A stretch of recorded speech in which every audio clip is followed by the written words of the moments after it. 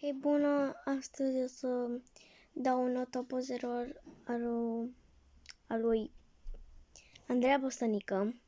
Deci da, haideți să începem prima poză.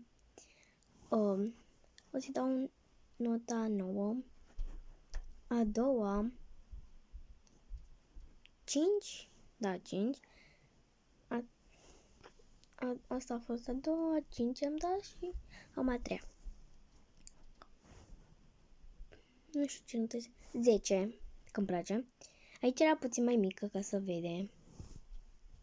Un 7. O 9. Nu știu ce notă să-i dau. Deci, ce notă să-i dau? Mă gândesc.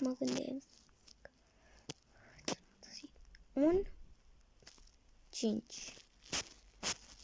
Și ultima poză, nota 10, pentru că îmi place. Deci cam asta a fost. Eu am fost Mari și